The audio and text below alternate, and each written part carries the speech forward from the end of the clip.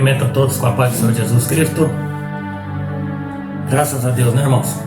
Mais um dia aqui, segundo a misericórdia de Deus. A pergunta, irmãos: esperto ou sábio? As perguntas que eu gosto de fazer, né? Mente aberta ou mente fechada? Vamos à Bíblia. Provérbios de número 9. Provérbio 9, do 1 até o 18. Vamos ler a Bíblia. Provérbio 9, para a nossa reflexão hoje. A sabedoria já edificou a sua casa, já lavrou as suas 7 colunas, já abateu os seus animais e misturou o seu vinho e já preparou a sua mesa. Já ordenou as suas criadas e está convidando desde as alturas da cidade, dizendo: quem é simples, volte-se para cá. Aos faltos de senso diz: vinde, comei do meu pão e bebei do vinho que tenho misturado. Versículo 6. Deixai os insensatos e vivei, e andai pelo caminho do entendimento. O que repreende o escarnecedor, toma a afronta para si, e o que censura o ímpio, recebe a sua mancha. Não repreendas o escarnecedor, para que não te odeie. Repreende o sábio, e ele te amará. Versículo 9. Dá instrução ao sábio, e ele se fará mais sábio. Ensina o justo, e ele aumentará em doutrina. Versículo 10. O temor do Senhor é o princípio da sabedoria, e o conhecimento do santo a prudência. Versículo 11. Porque por meu intermédio se multiplicam os teus dias, e os anos de vida te aumentarão. Versículo 12.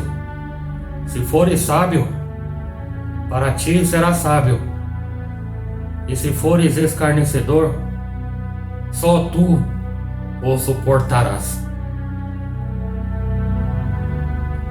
A mulher louca é alvoroçadora, é simples e nada sabe. Assenta-se à porta da sua casa numa cadeira, nas alturas da cidade, e põe-se a chamar aos que vão pelo caminho e que passam reto pelas veredas, dizendo: quem é simples, volte-se para cá. E aos faltos de entendimento, ela diz: as águas roubadas são doces, e o pão tomado às escondidas é agradável. Versículo 18. E nós encerramos a leitura do provérbio de número 9. Mas não sabem que ali estão os mortos. Os seus convidados estão nas profundezas do inferno. Até aqui, amém? Coisa forte, né, irmãos? 2 extremos nós temos aqui no provérbio 9, né, irmãos? Louvado seja Deus. O caminho da sabedoria. E o sábio Salomão, escrevendo sobre o caminho da sabedoria. Esperto ou sábio? Esperto ou sábio? Mente dura, cabeça dura ou mente aberta? Qual que é a nossa conclusão aqui? Cada um de nós, diante do que nós somos ou fazemos ou pensamos. Nós somos cabeça aberta ou cabeça fechada, mente fechada? Então, irmão, nossa reflexão de hoje trata sobre o bom uso do quê? Da mente. O bom uso da mente e o valor de uma mente aberta.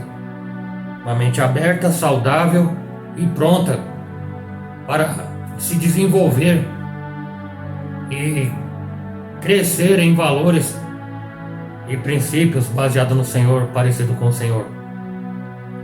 É impressionante, irmão, como tem gente com a mente fechada em nosso meio, que não aceitam nada. Muitas vezes lhes é mostrado a verdade de forma verdadeira e não uma verdade de forma distorcida. Mas o esperto, ele não aceita um outro ponto de vista. Para ele ou para ela, é aquilo que ele aprendeu e é assim, vai continuar sendo assim. Eu aprendi assim, vou continuar assim, vou morrer assim. Verdades que não são tão verdades. E aqui no capítulo 9 de Provérbios, provérbio número 9, como você preferir, apresenta aqui algumas alegorias, tanto da sabedoria quanto da loucura. Como aqueles que agem, que faz um banquete e convida homens e mulheres para se alimentarem do que lhes é oferecido. E aqui nós vemos dois extremos. A loucura empurra os tolos para a ruína, enquanto que a sabedoria lhes restaura o entendimento, lhes renova a oportunidade de vida, como diz aqui o versículo 6. Ser cabeça dura, irmão, ou mente fechada, de vez em quando não é um privilégio apenas dos jovens. Muitas vezes ouvimos sobre pessoas de mais idade, são verdadeiros teimosos, pior que as crianças que fazem birra quando elas querem alguma coisa. Assim são muitos no nosso meio. E nesses momentos as pessoas não pensam como deveriam, ou seja, não fazem bom uso da mente. O que nos interessa é saber o valor da capacidade de pensar de forma adequada. Você pensa de forma adequada? Como quem decide suas ações na presença de Deus, levando em conta o temor do Senhor e a direção que Ele pode dar para nossas vidas ou em nossas vidas. Louvado seja Deus. Verificaremos aqui, irmãos, então, algumas qualidades e que podem ser somadas a outras qualidades na busca de uma vida sábia e uma vida abençoada, através do que? Da sabedoria. Mas falar de sabedoria nos dias de hoje é algo que toma tempo. É aí que está o tempo, né, irmãos? Independência ou interdependência? Desde o tempo de criança e passando por toda a adolescência, o sonho de independência costuma ser parte da experiência da vida de toda pessoa. A independência. Ali o jovem, o adolescente, ou nós mesmos, se a gente for olhar um pouco para o passado, queremos de uma forma ansiosa chegar aos 18 anos. No caso das mulheres, aos 21 anos, eu acho que ainda é assim. Parece que quase uma fixação por querer ser dono do próprio nariz. Não é assim que diz? Esse é um desejo natural, já que nascemos para chegar na fase adulta. Na verdade, irmãos, o ser humano, ele é o único animal que demora tanto para se tornar independente. Você sabia? O problema, tem que ter os problemas, né, irmão?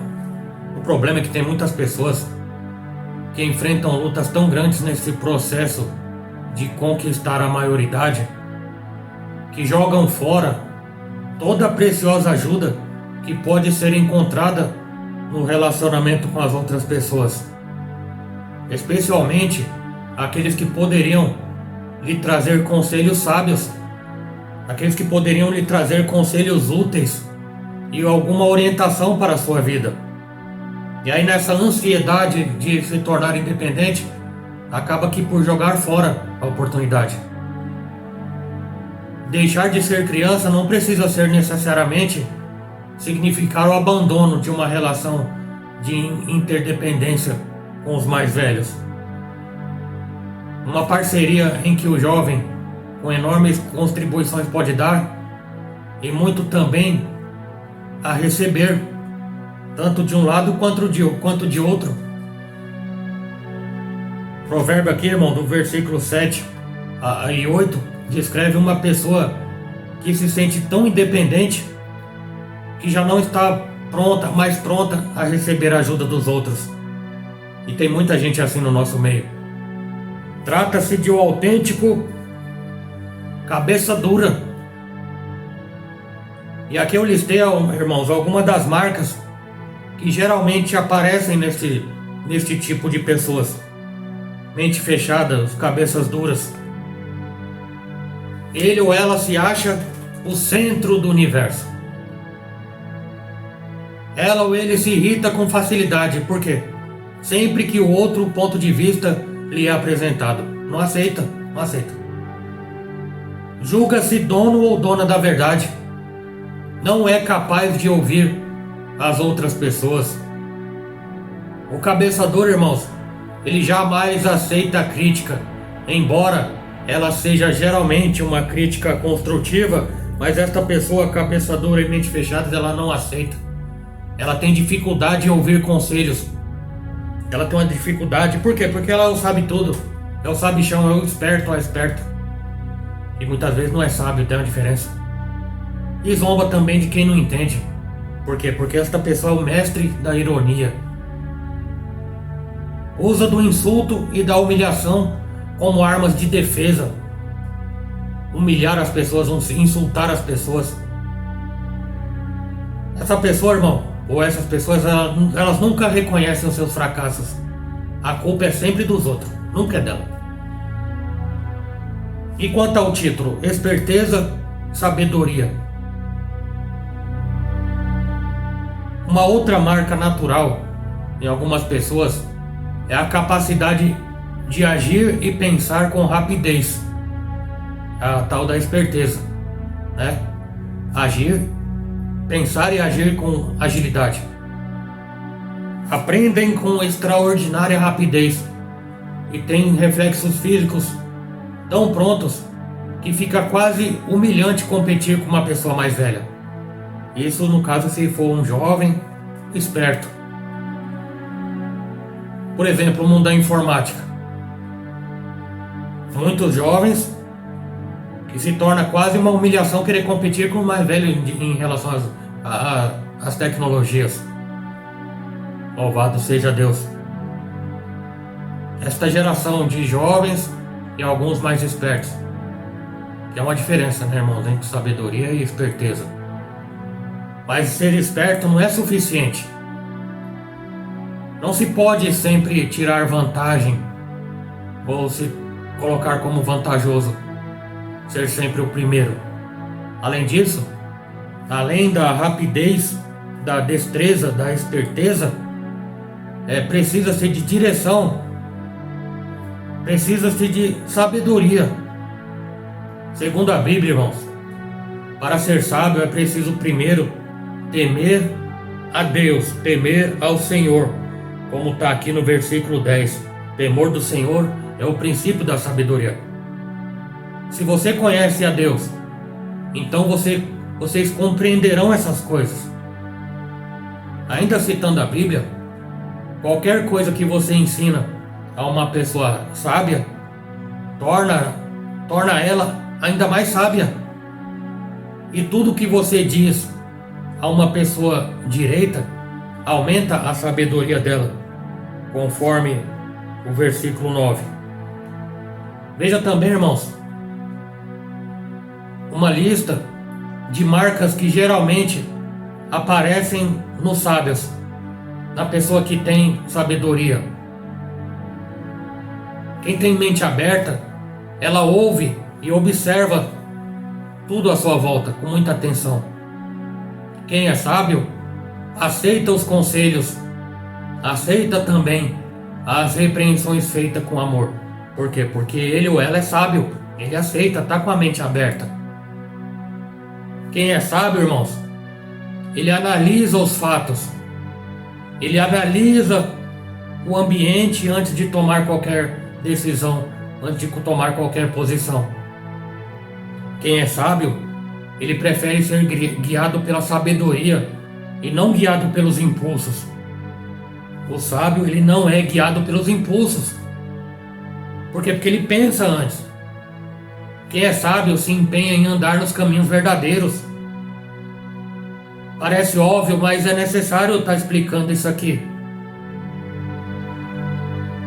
Convicções fortes e prudência, que faz parte também. A quantidade de informações novas e importantes adquiridos ao longo da vida faz da pessoa ela ser intitulada de muito conhecimento. Mas lembre-se, irmãos, que a quantidade de conhecimento não nos faz uma pessoa sábia. Negativo. Eu conheço muitas pessoas que são formadas e não têm sabedoria. Elas têm o ensino, o terceiro grau, o universitário, mas não são pessoas sábias, não têm sabedoria. Estou querendo ofender ninguém aqui. Em alguns casos, acabam virando mesmo um sabe-tudo, mas aí pode estar um problema. Sabe muito, mas não fideliza o seu conhecimento com a prática do que conhece. Não sei se eu me faço entender aqui, irmãos. Se eu não colocar em prática o que eu conheço, não vai valer de nada o que eu conheço, porque eu não coloco em prática. Ou seja, acabam agindo com excesso de confiança. E isso pode produzir convicções tão fortes que fica difícil ser prudente. E o que se vê, irmãos, é o que a gente vê nos dias de hoje. Muita gente, como diz o outro, quebrando a cara. Quebrando a cara, irmãos. Aí eu digo, um pouco de humildade não faz mal. Grava essa, um pouco de humildade não faz mal para ninguém. A sabedoria fará com que você viva uma vida mais longa. Se você for sábio, o lucro será seu. E se zombar de tudo, você mesmo sofrerá as consequências. Versículo 11 e 12, na nova tradução na linguagem de hoje. Se você se orgulha das suas habilidades, se você se orgulha das suas forças, se você se orgulha da sua aparência ou de sua inteligência, não se, como eu posso dizer, não se cresça por conta disso. A ignorância e a inexperiência são um pedestal do orgulho. Cuidado, uma vez que esse pedestal seja removido, o orgulho logo desaparecerá. Tome cuidado com o orgulho. Então, irmãos, somos exortados na Bíblia a não pensarmos de nós mesmos além do que nós devemos pensar. O que eu digo aqui está baseado em Romanos 12, versículo 3. E nos revestirmos da humildade, Colossenses 3,12. E a seguirmos o exemplo de nosso Senhor Jesus Cristo, Filipenses 2,7. 2,7, 8. 2,7, versículo 7, versículo 8. E na linguagem de Provérbios, diz assim: tem-se visto a um homem que é sábio aos seus próprios olhos? Maior esperança há para o insensato do que para ele. Provérbios 16, versículo 12. Sábio aos seus próprios olhos. A Bíblia diz também: não se estribe o homem no seu próprio entendimento. O temor do Senhor, irmãos, é muito mais do que medo. O temor do Senhor inclui respeito e adoração a Ele. A ação é a ação do seu Espírito santificando o nosso comportamento e iluminando a nossa inteligência para pensarmos e agirmos de acordo com a vontade de Deus e em sintonia com a natureza santa do Senhor. É pensar, irmãos, de forma coerente, é fazer bom uso da nossa mente. É o que eu costumo dizer em alguns momentos, e tem algumas pessoas que não gostam dessa minha fala. Que hoje em dia, irmãos, as pessoas, infelizmente, elas não querem pensar, porque pensar requer tempo. Pensar dá trabalho. É verdade, pensar dá trabalho, irmãos. Muitas pessoas não querem pensar e não fazem bom uso não fazem bom uso da mente. Aí eu te pergunto, quantas oportunidades na vida você perdeu por não aceitar um conselho, por não se abrir a novas ideias, por não querer receber informações? Eu conheço pessoas que ela disse que ela decidiu que não quer receber muitas informações. Mas esta pessoa talvez não queira receber muitas informações, porque as informações novas e verdadeiras que estão querendo entrar nela vão quebrar os paradigmas. E aqui está o grande segredo aqui desta palavra. É a quebra de paradigmas. O que é paradigma?